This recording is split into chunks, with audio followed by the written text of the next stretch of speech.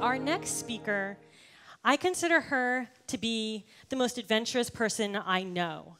Whether she decides to go on a trip by herself and hike across Spain, doing the Camino, whether she decides to star in a post-apocalyptic reality TV show, or whether she's just hanging out teaching me and some of our colleagues and friends a new software, she's always willing to try something new and really experience new, exciting frontiers.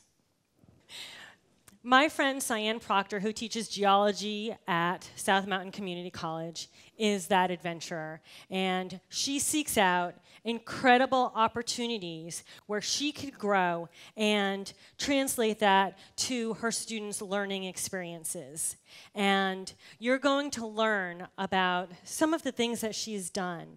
And I think that you're going to be wowed and awed by what she has done to help her students. So please join me in welcoming my friend Sian Proctor.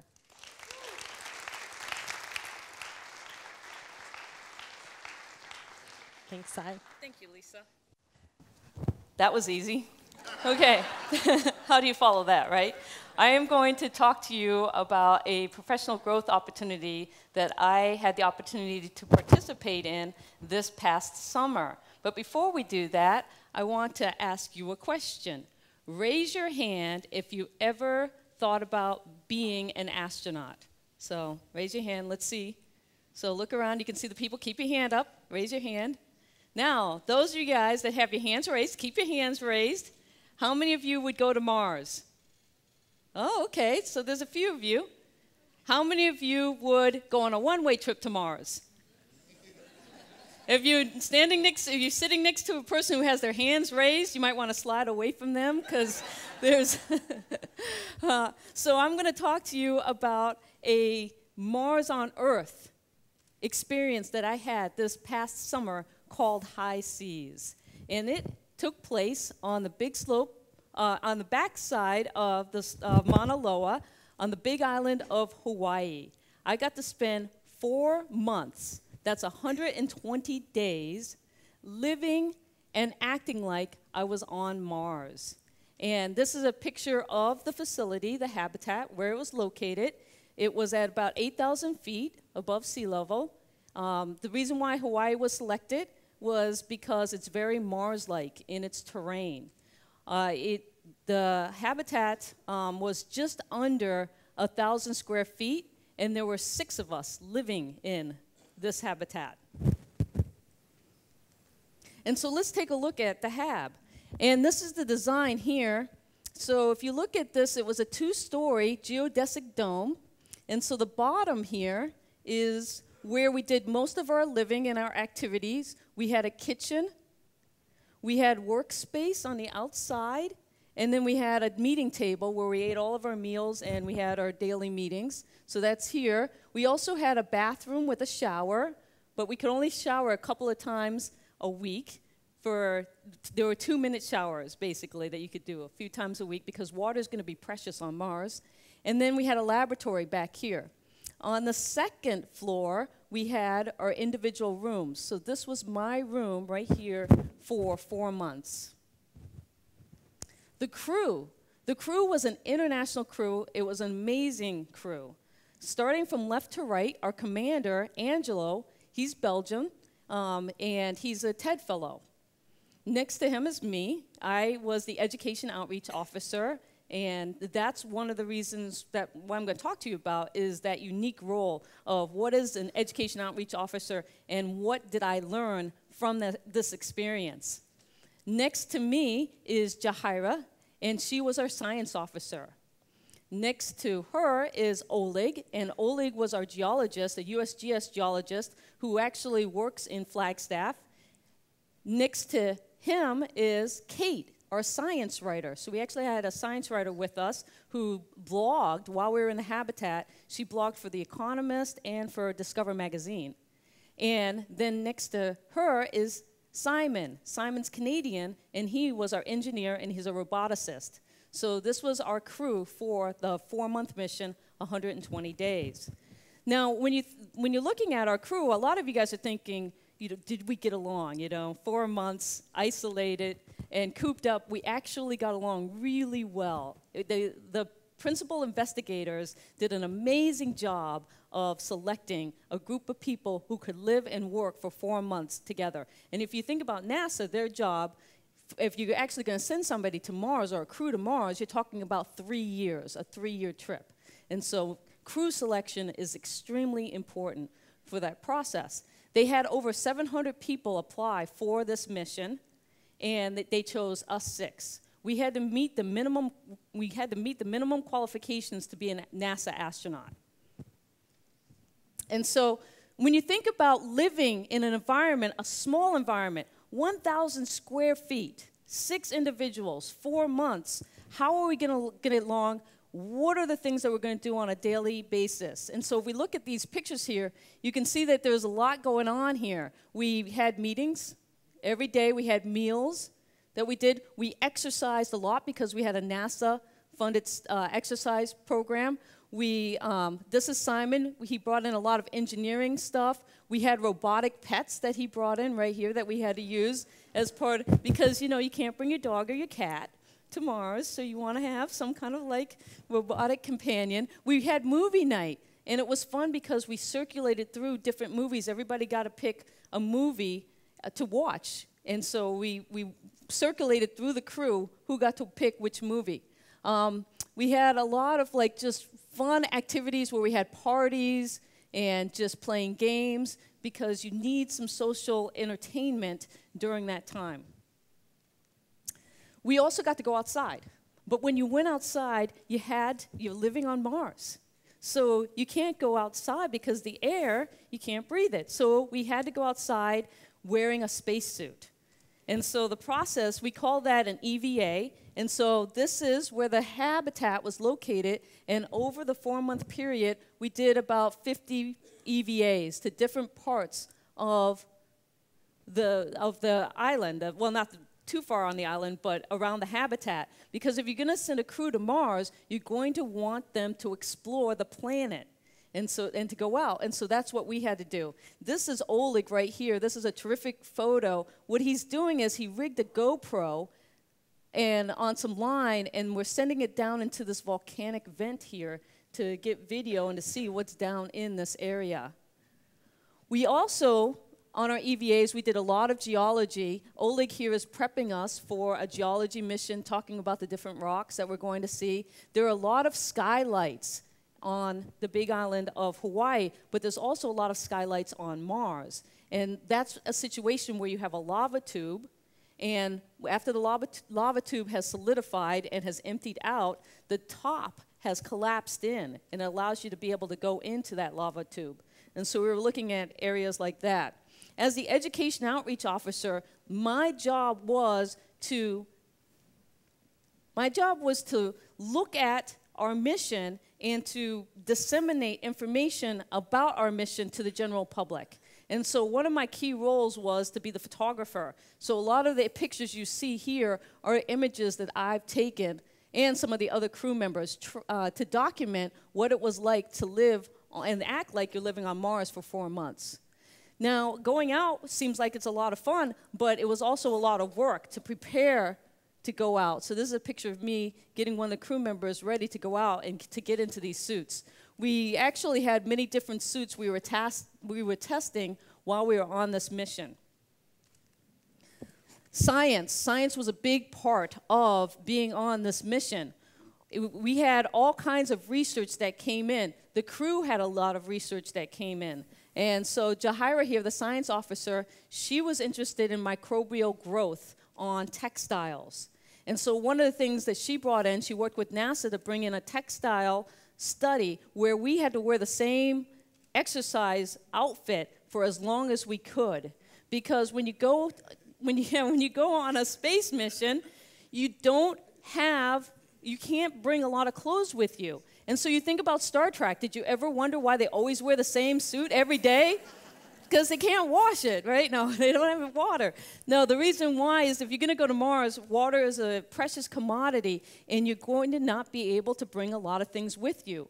And so it was really interesting because we had to wear these shirts every day, and we had to work out for at least an hour in them. And I can tell you that there were 2 crew members who wore the same shirt for the whole 4-month mission. It wasn't me. I can tell you that right now. I didn't miss any of my showers, and it didn't take me long to go through my T-shirts. I'm like, I'm out of this. We also had a sleep study that was brought in by Kate, and so we wore these Zeos every night, and they monitored our sleep habits. I'm going to talk about the food study that we did, but we had to do a lot of testing every single day surrounding the food. And so this is a nasal patency test that we're doing here. And then we had odor ID. And so there was a lot of interesting science that was happening on a daily basis while we were in the habitat. And also, as the education outreach officer, it was my job to not only take pictures of all the things that were happening, but I wanted to learn and do interesting things with how I disseminated my information. And again, this is going out to the world. It's not just going out to my students. It's not just going out to friends and colleagues of my crew members. I had to think about how do I engage people from around the world in our mission, and especially kids in our mission. So this is one of the videos I put together.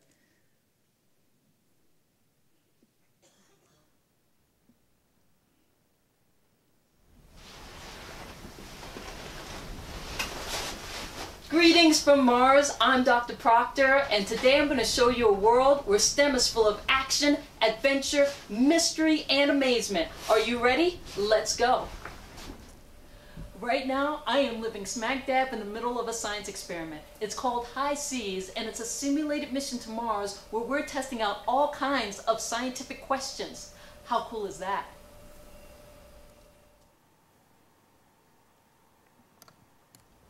Simon, you're the High Seas engineer. I noticed that you are working on some modeling, wearing 3D glasses. What exactly are you doing?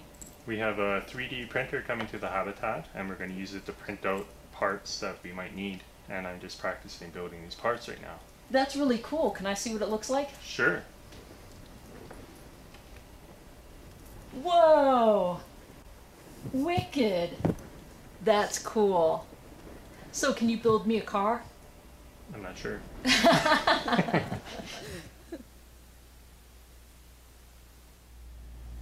Jahira, you are the High Seas Science Officer. You brought in all these textiles for us to wear. What exactly are you looking for? I am looking for the organisms that live on our clothes.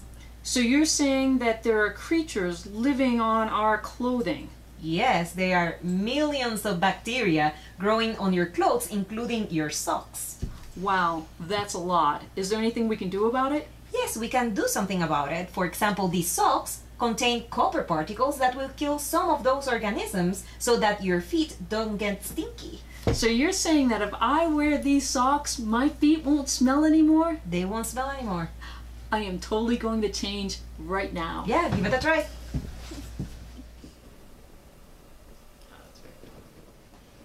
Hey Oleg, I have seen you around the habitat with this camera. What exactly are you doing? Well, I'm taking thermal images. What exactly does that mean? Well, that basically measures the amount of heat emitted by objects. That's really cool. So you're saying that if I got in front of this camera, you'd make me look hot? Well, we can give it a try. 98.6 degrees worth of hotness. Or 37 Celsius to be exact. Excellent. I'm having a blast, but you don't have to go to another planet to live in a world full of science, technology, engineering, and math. It's everywhere. I'm Dr. Proctor, and I've made a career out of science, technology, engineering, and math. Thank you for taking a look at my STEM world. Now let's go explore yours.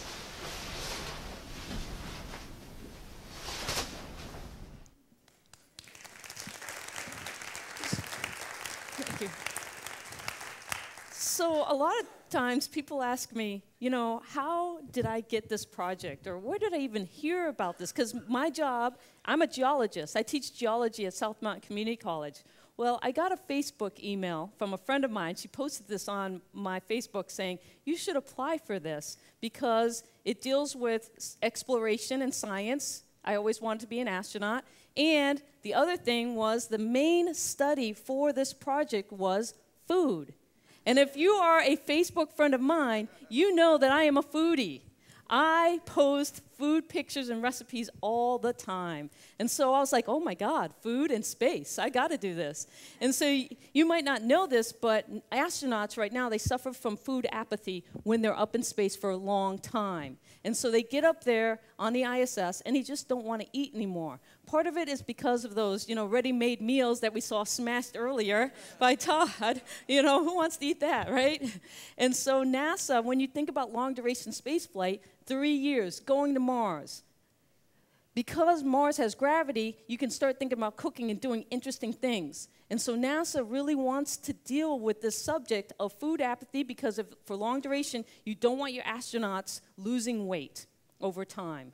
And also, there's a lot of things that go along with food and cooking and just the creativity that is involved. And so NASA, this study, we could eat 2 days like astronauts eat now. That means just add water and heat. And then we had 2 days of creative cooking where we could use shelf-stable ingredients. That means that we're using things like freeze-dried and dehydrated fruits, meats, and vegetables. Anything that can last on your pantry for more than 3 years, we could use. And so we could had creative cooking 2 days, non-creative cooking 2 days, and we rotated through that cycle for 120 days. And so this is but we had some amazing cooks. This is some of the meals that we made. It was unbelievable. Oleg made ice cream. I know. I was like, yeah, it was really good.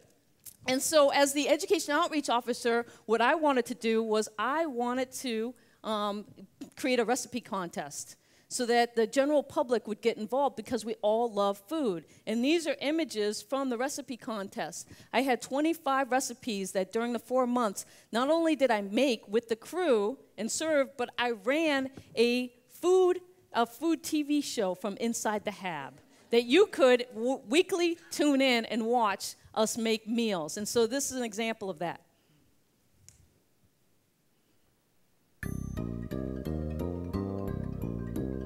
So I created these, and I, all by myself as the education outreach officer in the habitat.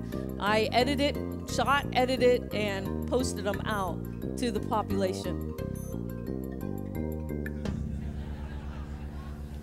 Hello, and welcome back to Meals for Mars. I'm with Jahira, of course. Can't seem to get away from each other when it comes to cooking. And so today we've got Cajun-style Spam Jambalaya by James Harris. So the Spam is back. You'll notice that the wok is out, and we're going to get sizzling in the hab. You ready to make some jambalaya? Sure. Let's turn off the wok. Yeah, let's get this wok going so that we can sizzling our Spam, and then you're going to add in our ingredients. So besides our Spam, what do we have? This is just an example of 25 of these over the 4-month period, and I cooked with different crewmates during that time. And so it was really a great experience, but it kept the public engaged in what we were doing. Another thing that I did was I created the website, the High Seas website, and I'd never done that before. But not only did I create it, but I also had to put all of the information on the website. So how do you get the domain name? How do you do all of these things? I had to learn that. The analytics, being able to track who's coming to the website and when they're coming. And so over time, we had 120,000 views to our website. And so I had to go into the analytics and learn all of this stuff. Facebook, another way that we put information out was through Facebook. A lot of people following it, but also looking at who those people were and why are they coming to our website. YouTube, big part of my dissemination program with all of these recipes and all of the other things that we were doing in the habitat. And being able to look at YouTube statistics, again, so that I can figure out who my audience is and what are they coming to see and where are they coming from. So because of the High Seas program, I was very fortunate that my next adventure is to go, this summer, I'm going to spend 4 months, I mean, not 4 months, 4 weeks in Alaska, Barrow, Alaska, right here, as one of the Polar Trek teachers. And so, and I know that one of the reasons, these things are very competitive. They're hard to get. I know one of the reasons why I got this was because of the work that I did with the High Seas mission. And so what I want you to leave you with, and I want you to think about, is that even though I'm a geologist, I look for professional growth opportunities that are just unique and interesting, that will help me grow in ways that I can come back and share these experiences with my students. So now I know how to video edit, I know how to post things on YouTube, I know how to create a website, I know how to do really interesting things that I never did before because of this professional growth opportunity. Thank you.